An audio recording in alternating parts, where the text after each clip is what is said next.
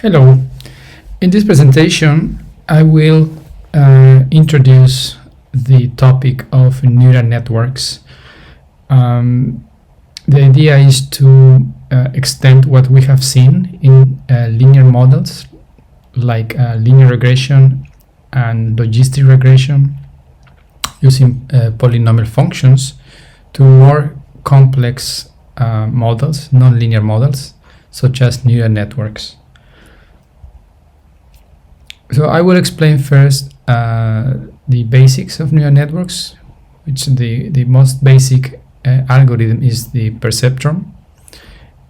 And then I will explain how you can create networks of these perceptron units, which are called multi-layer perceptrons. And finally, I will talk a bit about the current neural networks, which are called deep neural networks, and give examples of the most popular deep neural networks. So when we talk about neural networks, the basic unit used to build these neural networks are called neurons or units. And a unit can be divided into parts. One part, which we can call the network input, which is represented here by this sigma. And sigma represents the linear combination of some features, like in this case feature 1, 2, and 3. And once we have computed the input of the unit, we compute the output, and the output is represented here in this case by this small sigma, which is also called activation function. So I will explain this, the processing of this neuron, considering the example of binary classification. So remember the example of trying to classify an animal based on some features of the animal. So let's talk about classifying an animal, whether it is an elephant or a dog. So if you want to consider 3 features of the animal, like for example the weight, the height, and the color of the animal, then in these models you need to assign a weight to each of these features. So you will say how important the feature 1, which is in this case is the weight of the animal, how important this value is to classify, to be able to discriminate between an elephant and a dog. And the same way you assign a weight to the feature 2 and a weight to the feature 3. In the same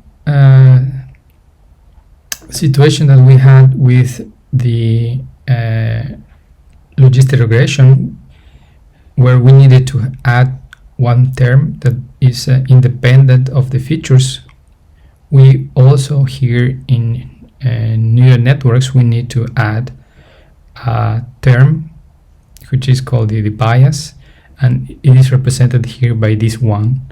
So this bias will always have a 1 here.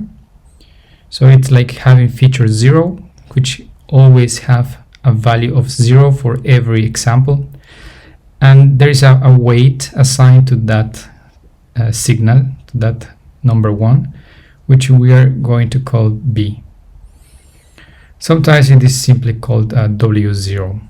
Okay, so to compute this big sigma, we do it in the same way that we did with logistic regression. We just sum the products of input or feature by the weight. So the first term is only B, then W1 times F1, and so on.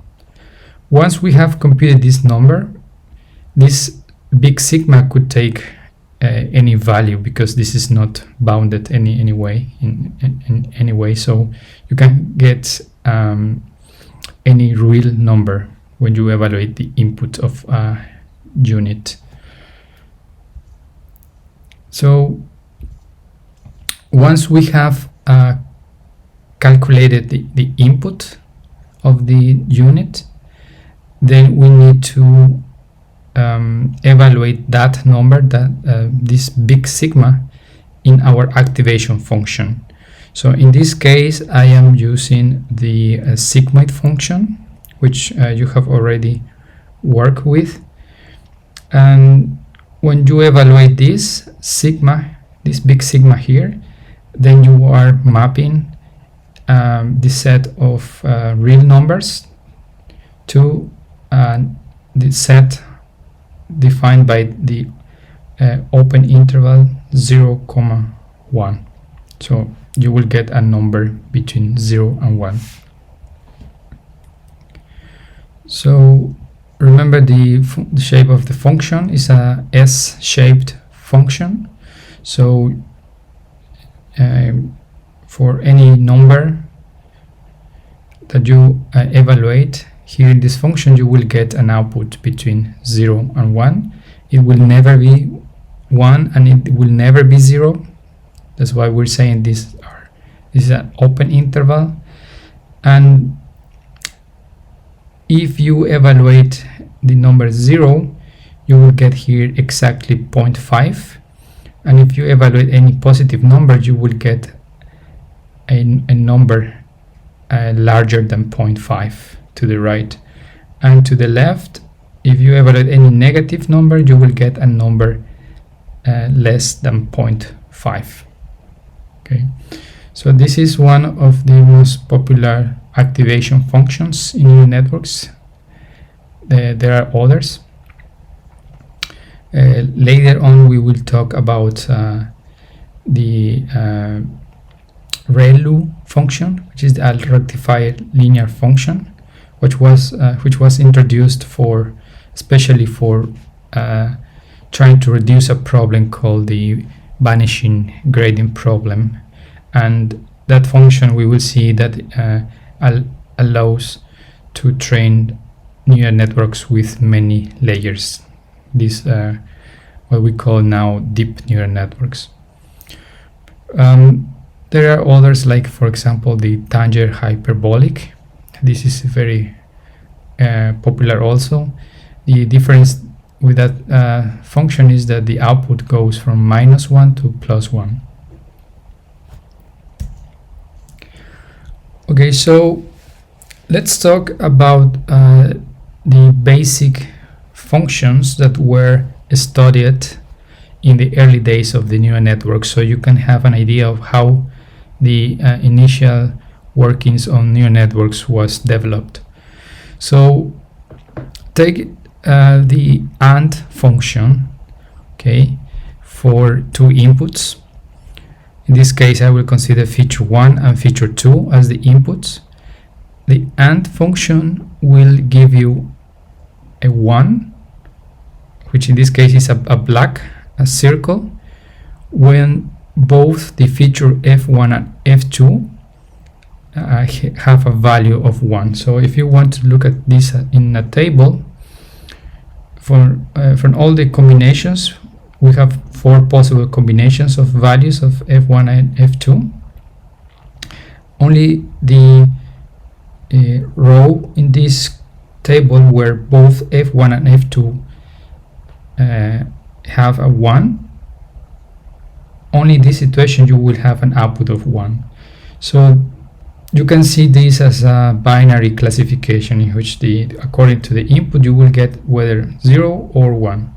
And in this specific case of the AND function, only the 1 input will give you a 1 as an output.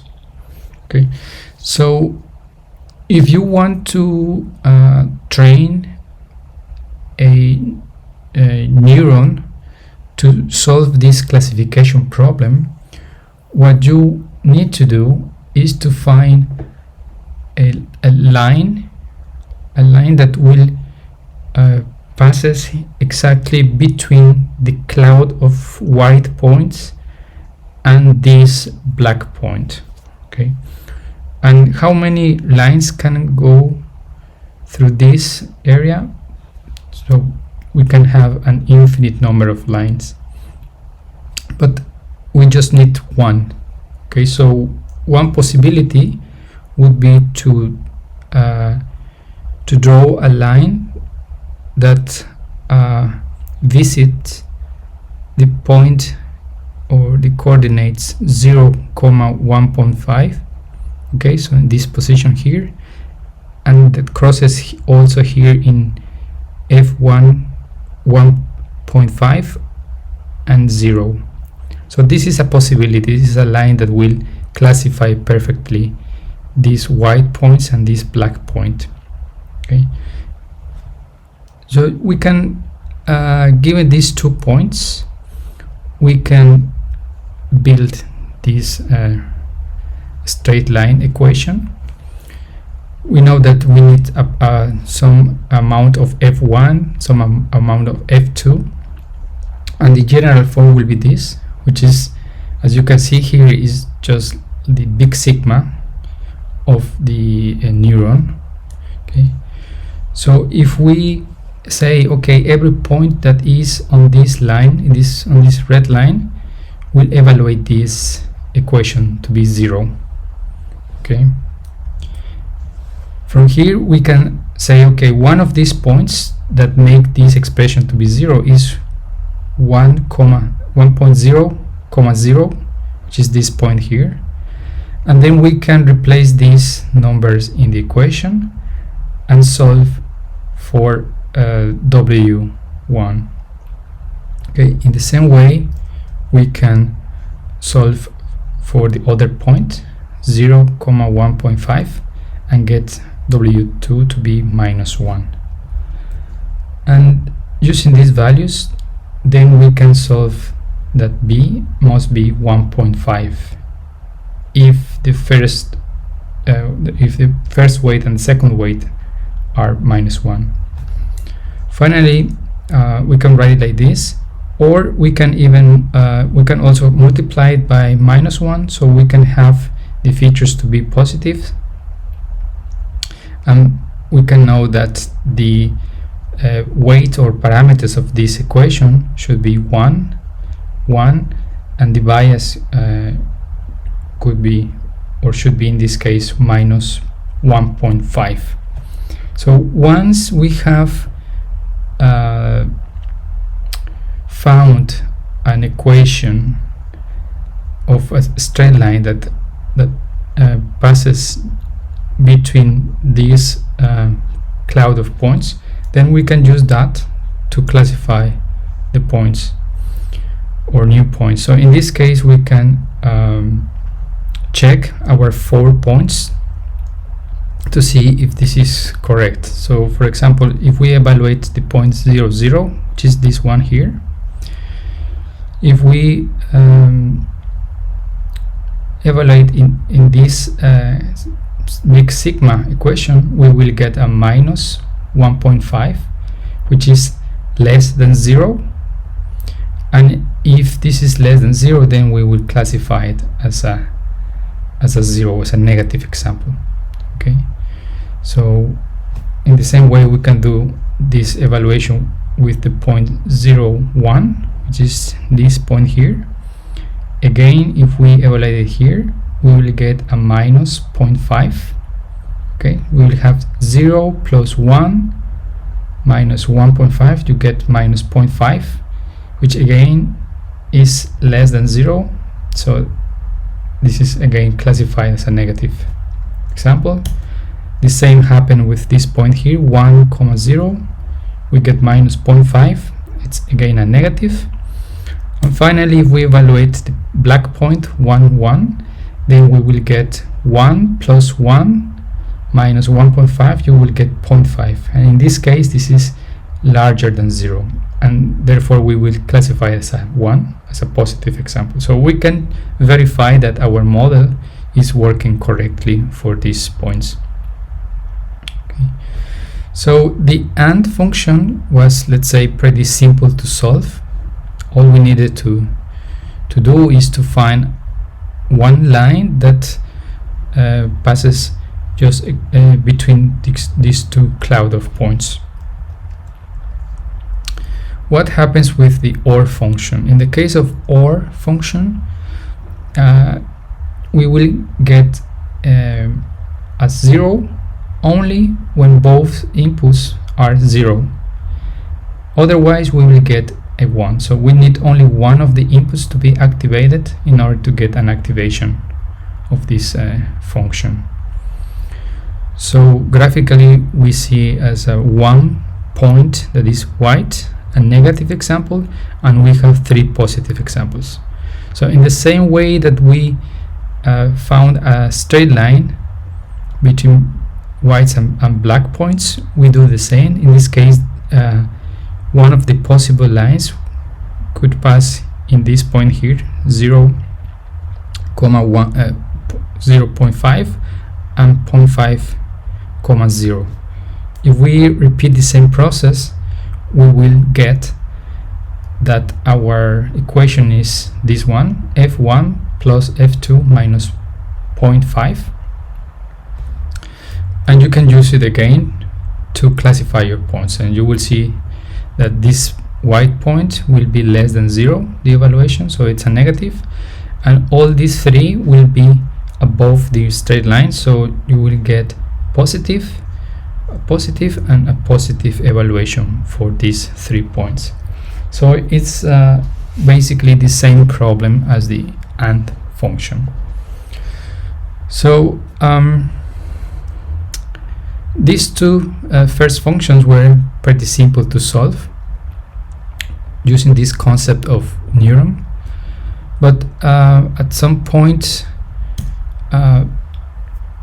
people wanted to solve this function, which is the XOR function, in the same way that they solved the AND and the OR function, and they found a problem here because the way the points are labeled here, it just make it impossible to classify them perfectly using a straight line, which is what they were using with this big sigma, this input of the neuron. So they say, okay, this is not possible, and many people thought that that was the end of this new concept at that time of the neuron or the perceptron algorithm. But later some more work on this led to a solution, which nowadays it seems very obvious, but at that moment it was not that obvious. It was in the very early times of neural networks.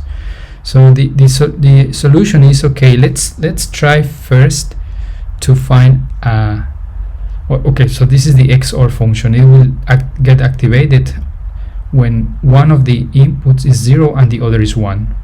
Okay, so if you have 0, 1, you will get a 1.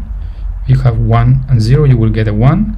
If both inputs are the same, 0, 0 or 1, 1, then you will get a 0. So what I did is, okay, let's train first. Okay, let me comment this. So this happened in 1969 when one of the pioneers working on neural networks, which was Minsky, published a paper with Papert explaining this problem, and he was explaining that these models were very simple to be able to solve even an XOR function, which is actually also a simple model. So many people got the idea that it was not worth it to keep working on these neural models, and they stopped doing research on that. So this was a big thing at that moment, because Minsky was a very influential scientist. So many people stopped working on that, and later Werbos in 1982 he made a proposal where he said, okay, maybe one neuron is not enough for to solve XOR, but what we can do is to use many neurons, not only one. And that's what they did, and he mainly proposed what now we know as multi-layer perceptrons. So he started using many neurons, and neurons arranged in layers. And more recently, Geoffrey Hinton became very famous because he proposed to work with neural networks with many layers of these neurons. At that time, when Ware was proposed this multi-layer perceptron, many important problems were solved using multi-layer perceptrons, but there was a problem with these networks of neurons, and the problem was that as you increase the number of layers of neurons, at some point the network simply stopped learning. These models stopped or got stuck, and the problem was the gradients of these neurons, that at some point the gradients started to be very small, and then the weights were not changing anymore. This was called later the vanishing problem, the gradient vanishing problem in neural networks. So what Hinton discovered is that what you needed to do is to find different other kinds of activation functions that will allow these networks to avoid this vanishing gradient problem. And one of these activation functions is called ReLU, and we are going to talk about that a bit later. So for some years, the research in neural networks was got stuck because of this vanishing problem. But George Hinton was one of the very few researchers that kept trying to solve this problem, and nowadays is very famous because of that. So these are like three main important historical stages in the development of neural networks. So let's continue talking about the problem. So what the idea of multi-layer perceptrons tells you is that, okay, you need to use more than one neuron. And in the case of XOR, what you can do is train just a neuron to learn this function that will be activated when the first input is 1 and the second input will be 0. So you will get an activation only with inputs 1, 0. And this is very simple. It's like the AND or the OR function. You just find a straight line that will cross in this region here. Then you train a neuron 2 that will learn the situation or the cases where the inputs are 0, 1. So when you have 0 and 1, you will get an output of 1. And this is again very simple. You just need to find one of the lines that is crossing here. And then he said, okay, once you have these two neurons, you just need to implement the OR neuron that will detect whenever each of these two cases is occurring. And what you get is the first multi-layer perceptron, or the first multi-layer network. So you have here neuron 1 that will detect one of the cases, neuron 2 that will detect this second case, and this neuron 3 is going to be an OR function that will be activated when one of the cases is happening. And this is a neural network that can solve very easily the XOR function. Okay. So for this neuron 3, the inputs will be the outputs of neuron 1 and neuron 2.